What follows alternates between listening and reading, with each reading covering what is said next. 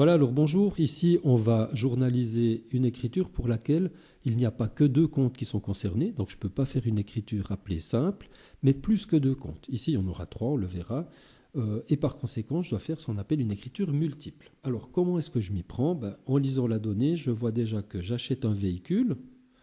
Ici, je peux très bien me dire qu'il y a déjà le compte véhicule qui va être concerné.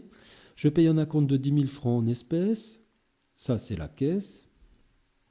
Et puis, vu que je ne paye pas tout, le vendeur nous fait crédit pour le solde. Il restera une facture à payer. Et là, ce sera le compte autre dette fournisseur qui va être concerné. Et l'idée, c'est que lorsque vous avez plus que deux comptes, vous devez utiliser une ligne de journal par compte.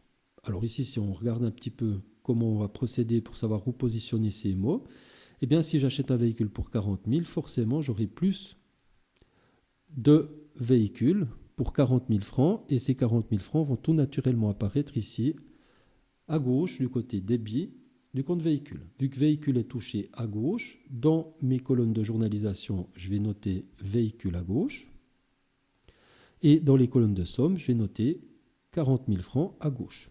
Le compte véhicule est touché au débit, par conséquent, compte à débiter, montant ou débit, c'est pour ça que ça s'appelle comme ça. Nous payons un acompte de 10 000 francs en espèces. Alors là, je paye 10 000 francs en espèces, forcément, le montant dans ma caisse, il va diminuer de 10 000 francs, et très naturellement, ici, on va voir apparaître cette somme du côté moins, c'est-à-dire à droite au crédit. Donc je change de ligne, et je viens noter ici le compte caisse à droite, parce que le compte a été touché à droite. De même, le montant, je le mets à droite, pour la même raison. Enfin, le vendeur nous fait crédit pour le solde, donc sur les 40 000 francs, on a déjà payé 10 000, il reste 30 000 francs. Donc ici, j'aurai une facture de plus qu'avant pour 30 000. Et forcément, ces 30 000 vont venir apparaître du côté plus, qui est ici, vu que c'est un compte passif, au crédit, c'est-à-dire à droite. Je change de ligne, je vais noter le nom du compte, ici, autre dette fournisseur, à droite, pour cette raison-là.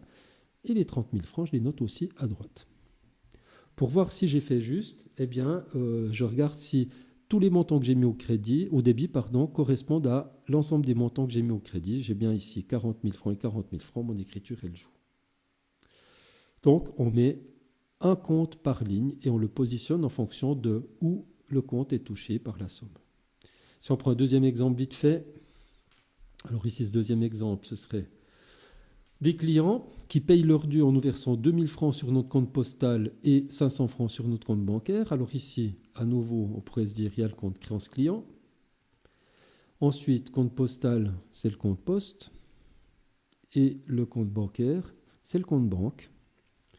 Et puis maintenant, on va réfléchir. Alors, si nos clients payent leur dû en nous versant 2 000 francs sur notre compte postal et 500 francs sur notre compte bancaire, ça veut dire qu'ils nous devaient en tout 2 500 francs.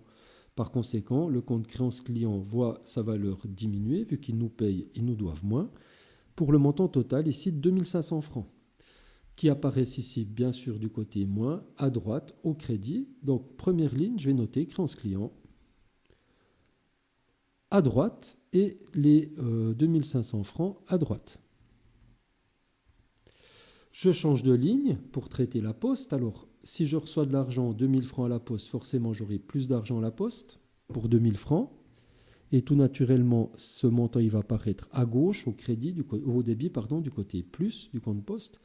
Donc, je change de ligne, et vu que poste est touché à gauche, je vais le nommer à gauche.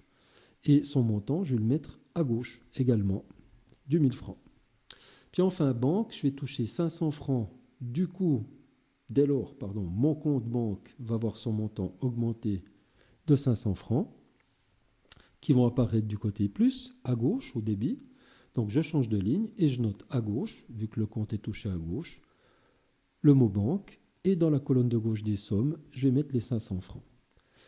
Pour voir si ça joue, je constate ici que j'ai 2 500 francs comme montant au débit et j'ai aussi 2 500 francs comme montant au crédit. Et voilà, ça s'appelle des écritures multiples.